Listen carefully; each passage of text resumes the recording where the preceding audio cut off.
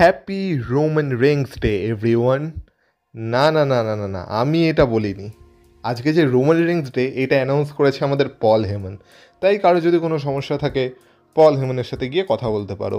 আর বাকি আজকে আমি তোমাদের আসল কারণ বলবো যে জন সিনা কেন হিলটন করেছিল। কারণ একটা গোপন ভিডিও আমার হাতে লেগেছে, যেটা দেখে আমি বুঝতে পারছি যে কোডি রোডসের উপর অত বাজেভাবে জন সিনার অ্যাটাক করার কারণ কি। তো ভিডিওটা পুরোটা দেখো, স্কিপ করো না, কারণ তোমরা দেখছো wrestle entertainer. So let's start the entertainment.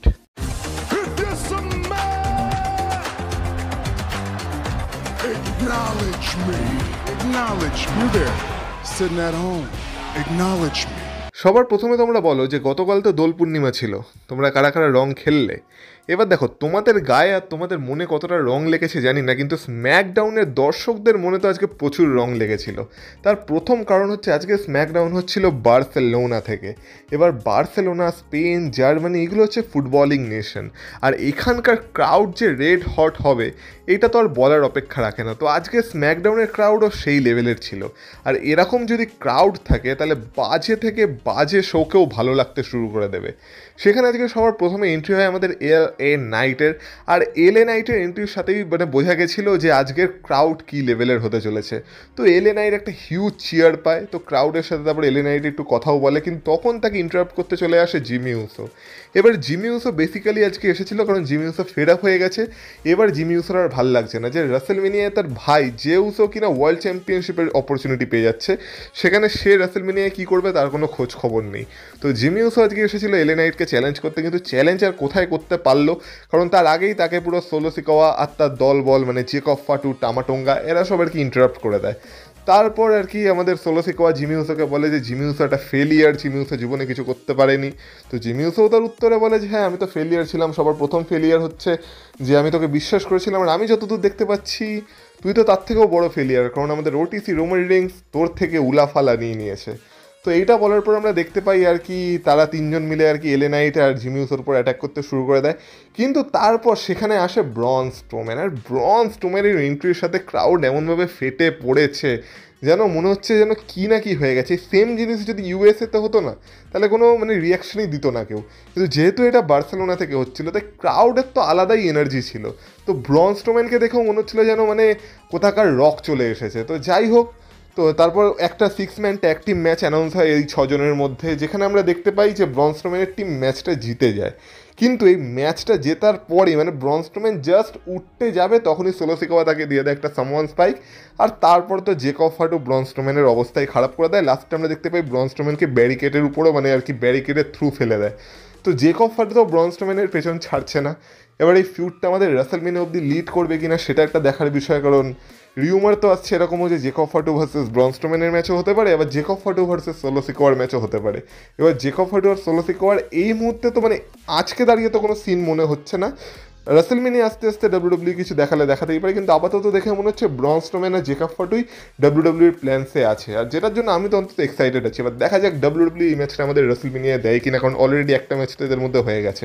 এরপর আমরা একটা রাসেলমেনিয়া মেন ইভেন্ট লেভেলের ম্যাচ দেখতে পাই, শার্লেট ফ্লেয়ার ভার্সেস বি-ফ্যাব। তো এই দুর্দান্ত ম্যাচটা তো কি বলবো, শার্লেট ফ্লেয়ার জিতেই যায়। কিন্তু এই দুর্দান্ত ম্যাচের পর আসে আসল মোমেন্ট, যেখানে আমরা দেখতে পাই আমাদের টিফি টাইম সেখানে চলে আসে, আর শার্লেট আর টিফিনের মধ্যে আজকে একটা বিশাল বড় ব্রল হয়। দেখে মনে হচ্ছিল এটা শার্লেট ফ্লেয়ার আর টিফিনি স্ট্র্যাটন না, ওইটা যেন একটা যাকে বলে একটা জঙ্গলি হাতি আর একটা সিংহকে ছেড়ে দেওয়া হয়েছে, তারা দুজন মিলে মারপিট করে যাচ্ছে। টিফিনি স্ট্র্যাটন আর শার্লেটকে ধরার জন্য এত সিকিউরিটি ভাই, এত শক্তি এদের গায়ে, আমার তো দেখেই হাসি পাচ্ছিল। কিন্তু যাই হোক, আমরা দেখতে পাই তাদেরকে ছাড়ানোর চেষ্টা করা হয়, কিন্তু ছাড়াতে পারে না। আর এবার আমি তোমাদের একটা মজার বিষয় বলি, তো টিফিনি স্ট্র্যাটন আজকে 2বার শার্লেটকে মুনসল্ট দিয়েছে। যখন সিকিউরিটিরা আর কি শার্লেটকে ঘিরে দাঁড়িয়েছিল, তখন সবার প্রথমে টিফিনি স্ট্র্যাটন একটা মুনসল্ট দেওয়ার চেষ্টা করে, আর সেটা ঠিক এইটা হয়। দেখতেই পাচ্ছ টিফিনি স্ট্র্যাটন সবার উপর পড়েছে, শুধুমাত্র শার্লেটের উপরই পড়েনি, আর শার্লেট একা একাই পড়ে গেছে। তো ঠিক আছে, একবার বচ হয়, হতেই পারে, কোনো ব্যাপার ব্যাপার না, কিন্তু তারপর একটা মিস টিভি সেগমেন্ট ছিল, আর সেই মিস টিভি সেগমেন্টের শুরুতে আমরা দেখতে পাই এরা আবার ব্যাক স্টেজ থেকে বেরিয়ে মারপিট করতে শুরু করে, আর তখনও সিকিউরিটি এদেরকে ছাড়াতে পারছে না, মানে সিকিউরিটিটা কি খায় সকালে কে জানে।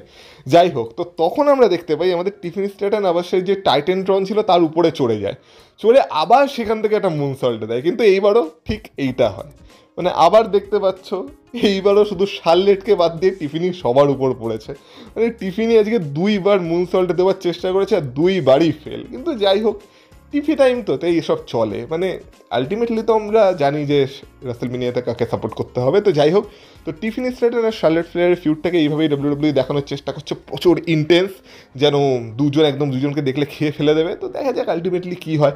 এটা দেখে আমার একটা সেই রন্ডা রাউজি শার্লেট ফ্লেয়ার বেকি লিঞ্চের একটা ফিউড চলছিল না, যেখানে এদের মধ্যে খালি ব্রল হতো, সেই ব্যাপারটা মনে হচ্ছে, আর ওই টাইপেরই ইন্টেন্সিটি দেখানোর চেষ্টা করা হচ্ছে। এবার দেখা যাক কতদূর যেতে পারে ডাব্লিউডাব্লিউ। কিন্তু এবার কথা বলা যাক আমাদের মিস টিভির সেগমেন্টের। তো আজকে মিস টিভিতে স্পেশাল গেস্ট হয়ে আসার কথা ছিল কোডি রোডসের, কিন্তু আমাদের এই শার্লেট আর টিফিনের এই কর্মকাণ্ডের জন্য মিস টিভি অলরেডি অনেকটা লেট হয়ে যায়। কিন্তু তারপর যখন কোডি রোডস আসে, কোডি রোডস পুরো ক্রাউডের সাথে এন্ট্রি করছিল, আর যেমন বলছিলাম আজকের ক্রাউডটা রেড হট ছিল, তো সবাই কোডি রোডসের গান গাইছিল। এবার লাস্টে যখন রিংয়ে এসে সেই ও হো ওই মুমেন্টটা করতে যাবে, তখনই আমাদের মিস বলে গানটাকে থামা, আর যেই গান থামিয়ে দেয় তো তখন কোডি রোডসে তো হয়ে যায় মাথা গরম। মিস বলে যে আমার কাছে অত সময় নেই, এমনি টিফিনি আর শার্লেট আমাকে অনেকটা লেট করিয়ে দিয়েছে, এবার আমি কিছু প্রশ্ন করতে চাই। প্রশ্ন করা মিসের পুরো বেরিয়ে গেছে, কারণ সাথে সাথে আমাদের কোডি রোডস রিংয়ে ঢুকে পুরো রাগের সাথে মানে মিসকে দিয়ে দিয়েছে একটা ক্রস রোডস, তার উপর অ্যাটাক করে দিয়েছে, আর মিস টিভি সেখানেই শেষ হয়ে গেছে। আর তারপর কোডি রোডস মাইক তুলে নেয় আর পুরো ইন্টেন্সিটির সাথে বলে যে দেখ, আমার এখন কাউকে কোনো জবাব দেওয়ার কোনো দরকার নেই, আমি যদি কারোর সাথে কথা বলতে চাই সেটা হলো একমাত্র জন সিনা, আর নেক্সট উইকের যেটা হবে বলকনা থেকে, সেখানে জন সিনা থাকবে আর আমিও সেখানে থাকবো। তো জন সিনা সেদিনই দেখা হবে, তোর যদি কিছু বলার থাকে আমার সামনাসামনি এসে বলবি। তো এই কোডি রোডসটাকেই তো আমরা দেখতে চাই, কিন্তু এটা যে মাঝে মাঝে কোথায় হারিয়ে যায় ভগবান জানে। তো যাই হোক, এই বলে আজকে কোডি রোডস চলে যায়। তো মিসের জন্য আজকে একটু খারাপ লাগছে ভাই, মানে মিস বেচারা কিছু করতেও পারলো না ঠিক করে, কিন্তু খারাপ তো আমাদের গান্থারের জন্যও লাগছে, কারণ তার অপোনেন্ট হচ্ছে জেউস। তো যাই হোক, তো গান্থার আজকে এসেছিল, তো গান্থার আজকে এসে যেহেতু স্ম্যাকডাউন বার্সেলোনা থেকে হচ্ছিল, আর বার্সেলোনা আর রিয়াল মাদ্রিদের আমরা ফুটবলের রাইভেলারি জানি, তো গান্থার বলে যে আজকে স্ম্যাকডাউন বার্সেলোনা থেকে তো হচ্ছে, কিন্তু যদি এটা ম্যাড্রিড থেকে হতো তাহলে আরও বেশি ভালো হতো। তারপর সে বলে হালা ম্যাড্রিড, তো তখন সবাই বু করতে থাকে। তো তারপর সেখানকার লোকাল হিরো আর কি অ্যাক্সিওম, যে কিনা এনএক্সটির one half of the tag team champion, তো সে আর কি গান্থারকে আজকে ফেস করতে আসে। তো গান্থারের অ্যাক্সিওমের মধ্যে একটা ম্যাচ হয়, যেটা বলবো রেসলিংয়ের দিক থেকে দেখতে গেলে তো মানে এন্টারটেনিং ম্যাচ ছিল, হ্যাঁ যারা এই টাইপের ম্যাচ ভালোবাসে তাদের জন্য খুব ভালো ম্যাচ ছিল, কিন্তু আলটিমেটলি অ্যাক্সিওমকে তো হারতেই হতো, কারণ সামনে আছে গান্থার। তো ম্যাচ হারার পর গান্থার আবার অ্যাক্সিওমের উপর তার সাবমিশন হোল্ড আটকে রেখে দেয়। আমি ভাবলাম আজকে আবার জেউসও আসবে, আর জেউসও আবার হয়তো গান্থারকে অ্যাটাক করবে, কিন্তু না, আজকে জেউসও আসেনি, জেউসও মনে হয় আজকে তো ছুটি কাটাচ্ছিল। তো যাই হোক, তো গান্থারের আজকে এই সেগমেন্টটাই ছিল। এবার জানি না এই ম্যাচটার জন্য তোমাদের মধ্যে কে কতটা ইন্টারেস্টেড, আমি তো এই ম্যাচটার জন্য দিন দিন ইন্টারেস্ট হারিয়ে ফেলছি। আলটিমেটলি দেখি রাসেলমেনিয়ায় এরা দুজন কী ম্যাজিক ক্রিয়েট করতে পারে। ম্যাজিকের কথা যখন হচ্ছে তখন পল হেমানও আজকে শোতে ছিল, আর যেমন বললাম আজকে হচ্ছে রোমান রিংস ডে। তো পল হেমান এসে বলে যে আজকে রোমান রিংস ডে, কারণ আজকে WWE 2K25 গ্লোবালি রিলিজ হচ্ছে, সবার কাছে গেমটা আজকে পৌঁছে যাবে। আর তাছাড়া সে আজকে সিএম পাঙ্ক আর সেথ রলিন্সকেও মেনশন করে যে CM punk best in the world, তার বন্ধু কিন্তু রোমান রিংস যেহেতু তার উপরে অ্যাটাক করেছে। এছাড়া সে সবাই সেথ রলিন্সের গান গাইছিল, তখন আমাদের পল হেমান বলে যে এই গানটা গেও না কেউ, কারণ আমি এই গানটাকে পছন্দ করি না অতটা। তো যাই হোক, তো নেক্সট উইকের জন্য মানে নেক্সট উইকের স্ম্যাকডাউনের জন্য, যেখানে কিনা রোমান রিংসও উপস্থিত থাকবে, সিএম পাঙ্কও উপস্থিত থাকবে, সেটাকেই আর কি হাইপ আপ করছিল পল হেমান। তো তখন সবাই বু করতে থাকে, তখন পল হেমান ক্রাউডকে বলে যে এত বু করছো কেন, কী আর করতে হবে, সস্তার প্লেনের টিকিট কাটো আর চলে যাও ওইখানে গিয়ে তোমরা দেখে নাও রোমান রিংসের কী বলার আছে। তো এইভাবে পল হেমান একটু ক্রাউডকেও রোস্ট করে দেয় আর কি। তো এই বলে আর কি পল হেমান চলে যায়। লাস্টে সেই পল হেমানের লেজেন্ডারি ডায়লগ যে this is not a prediction, this is a spoiler. আর অফিসিয়ালি এটা অ্যানাউন্স হয়েও গেছে যে নেক্সট উইকের স্ম্যাকডাউনে আমাদের ট্রাইবেল চিফ, আমাদের ওটিসি, আমাদের ওয়াইটিসি রোমান রিংসের রিটার্ন হতে চলেছে। তো নেক্সট উইকের স্ম্যাকডাউন তো মিস করাই যাবে না। এছাড়া আমরা দুটো মিস্ট্রি ভিনিয়েট দেখতে পাই আজকে স্ম্যাকডাউনে, যেখানে একটা তো দেখে মনে হচ্ছিল সেটা রে ফিনিক্সের জন্য ছিল, যেখানে আমরা কোনো একটা লুচাডোরকে দেখতে পাচ্ছিলাম, আর সেটা যতদূর সম্ভব রে ফিনিক্সের জন্যই ছিল। আর একটা ভিনিয়েট ছিল যেখানে ধোঁয়ার মধ্যে চাল লেখা ছিল। এবার এই চার মানে কি, আর এটা তো দেখে মনে হচ্ছে অনেকটা অ্যালিস্টার ব্ল্যাকের জন্য টিজ করছে ডাব্লিউডাব্লিউই। আর আমি তোমাদের অনেকদিন আগে একটা ভিডিওতে বলেওছিলাম যে এরা দুজন খুব তাড়াতাড়ি ডাব্লিউডাব্লিউইতে কামব্যাক করতে পারে, মানে একজনের ডেবিউ একজনের কামব্যাক। তো এরা দুজনই হয়তো আসতে চলেছে। এবার তোমাদের সেই আসল কারণটা বলি, যার কারণে কিনা কোডি রোডসের উপর আমাদের জন সিনা হিল টার্ন করেছে। তো কোডি রোডস আর জন সিনার কথা তো একটু আগে বললাম, আর তখনই তোমাদের বলা উচিত ছিল, কিন্তু মাথা থেকে বেরিয়ে গেছিলো। কিন্তু এবার তোমাদের বলি আসল কারণটা। তো এই মুহূর্তে স্ক্রিনে তোমরা একটা ভিডিও দেখতে পাচ্ছ। এই ভিডিওতে দেখতে পাচ্ছ যে কীভাবে আমাদের কোডি রোডস জন সিনাকে ইগনোর করছে এই ভিডিওটায়। তো এত ইগনোরেন্স জন সিনা কীভাবেই বা সইবে? আর আমার মনে হয় এইটাই কারণ ছিল যার কারণে কিনা জন সিনা কোডি রোডসকে এত বাজেভাবে মেরেছিল এলিমিনেশন চেম্বারে। মজা করছি জানি, এটাকে কেউ সিরিয়াসলি নিও না। এটা জাস্ট একটা ভিডিও ছিল যেখানে মানে মনে হলো তোমাদের সাথে শেয়ার করা দরকার, তাই তোমাদের সাথে শেয়ার করে দিলাম। কিন্তু যেটা শেয়ার করা উচিত ছিল না সেটা হচ্ছে ড্রু ম্যাকিন্টায়ারের সাথে রিং সাইড শেয়ার করা উচিত ছিল না আমাদের ড্যামিয়ান প্রিস্টের। কারণ আজকে ড্যামিয়ান প্রিস্ট আর শিনসুকে নাকামুরার মধ্যে একটা ম্যাচ ছিল, যেই ম্যাচটা হয় যেমন বললাম ড্রু ম্যাকিন্টায়ার রিং সাইডে ছিল। তো ম্যাচে তো আলটিমেটলি আমাদের ড্যামিয়ান প্রিস্ট জিতেই যেত যখন নাকামুরাকে সে তার ফিনিশার দিয়ে দিয়েছিল। কিন্তু সেই সময় আমাদের ড্রু ম্যাকিন্টায়ার এসে সেই পুরো ড্যামিয়ান প্রিস্টের উপর অ্যাটাক করে দেয়, যার ফলে ম্যাচটা শেষ হয়ে যায়। তারপর আমরা দেখি যে নাকামুরাও তাকে একটা কিং সাশা মেরে দেয়, আর তারপর তো ড্রু ম্যাকিন্টায়ার পুরো ড্যামিয়ান প্রিস্টকে আজকে শেষ করে দিয়েছে।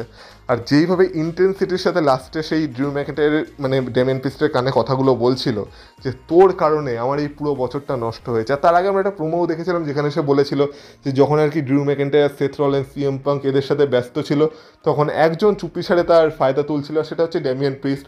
কারণ ড্রু ম্যাকিন্টায়ারের উপরেই সে তার money in the bank cash in করে, রয়্যাল রাম্বল থেকেও ড্রু ম্যাকিন্টায়ারকে ড্যামিয়ান প্রিস্টে এলিমিনেট করে, এলিমিনেশন চেম্বার থেকেও ড্যামিয়ান প্রিস্টে ড্রু ম্যাকিন্টায়ারকে এলিমিনেট করে। তো এবার আর কি রাসেলমেনিয়ায় ড্যামিয়ান প্রিস্টকে সে দেখে নিতে চলেছে। তো আজকে সেই ফিউডটাকেই আর কি মানে বিল্ড আপ করার জন্য এই ব্যাপারটা ঘটানো হয়েছে। তো ইন্টেন্সিটি তো আছে ফিউডটায়, আর আমি বলবো যে অন্তত জেউস ও গান্থারের থেকে এই ফিউডটার জন্য আমি বেশি মানে আমি পার্সোনালি বেশি ইন্টারেস্টেড। বাকি তোমাদের কথা বলো, তোমরা এই ফিউডটা কতটা দেখতে চাও। কিন্তু মেন ইভেন্ট আজকে স্ম্যাকডাউনের মেন ইভেন্ট আমরা দেখতে পাই ট্যাগ টিম চ্যাম্পিয়নশিপের ম্যাচ ছিল, যেখানে ডিআইওয়াই তাদের ট্যাগ টিম চ্যাম্পিয়নশিপ ডিফেন্ড করছিল এগেনস্ট স্ট্রিট প্রফিটস। আর সেখানেও আমরা একটা মোমেন্ট দেখতে পাই যেখানে আমাদের অ্যাঞ্জেলো ডকিন্স আর কি একটা মুভ মেরে সেই রোনাল্ডোর সু করতে গেছিলো, তখনও পুরো অডিয়েন্স বু করছিল। মানে বার্সেলোনা রিয়াল ম্যাড্রিডের যে আর কি ফুটবলিং রাইভালারিটা সেটাকে আজকে ডাব্লিউডাব্লিউ পুরো কাজে লাগিয়েছে। কিন্তু সারপ্রাইজ তো আমাদের তখন দিয়েছিল ডাব্লিউডাব্লিউ যখন আমরা দেখতে পাই এই ম্যাচের শেষে আমাদের স্ট্রিট প্রফিটস হয়ে গেছে নিউ ট্যাগ টিম চ্যাম্পিয়ন্স। তো ট্যাগ টিম চ্যাম্পিয়নশিপও রাসেলমেনিয়ার আগে চেঞ্জ হয়ে গেছে। এবার দেখো ট্যাগ টিম চ্যাম্পিয়নশিপ এমন একটা চ্যাম্পিয়নশিপ যেটার প্রতি আমার সত্যি সেই অর্থে কোনো ইন্টারেস্ট নেই, মানে যার কাছেই থাকুক না কেন এমন কোনো বড় ব্যাপার না। তো ডাব্লিউডাব্লিউ আজকে আমাদের জাস্ট একটা সারপ্রাইজ দেওয়ার জন্য এই চ্যাম্পিয়নশিপটাকেও চেঞ্জ করে দিয়েছে। তো কংগ্রাচুলেশনস টু স্ট্রিট প্রফিটস। কিন্তু আসল খেলাতে হবে নেক্সট উইকে, যখন কিনা আমাদের রোমান রিংসও স্ম্যাকডাউনে আসবে, তাছাড়া সিএম পাঙ্কও সেই স্ম্যাকডাউনে থাকবে, আর এছাড়া যে রটা আসতে চলেছে সেই রয়েও আমাদের কোডি রোডস আর জন সিনা একই ছাদের তলায় থাকবে। তো এইগুলো হচ্ছে আসল শো। আর এবার যেহেতু সব ইন্টারন্যাশনালি হচ্ছে তাই ক্রাউডও এরকম রেড হট থাকবে। তো এবার ডাব্লিউডাব্লিউ শোগুলোকে দেখতে মজা আসবে।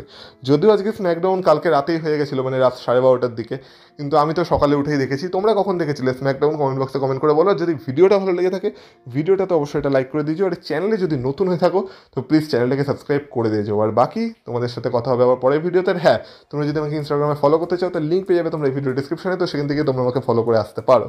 তাহলে তোমাদের সাথে কথা হবে আবার পরের ভিডিওতে। ততক্ষণ তোমরা ভালো থেকো, টাটা।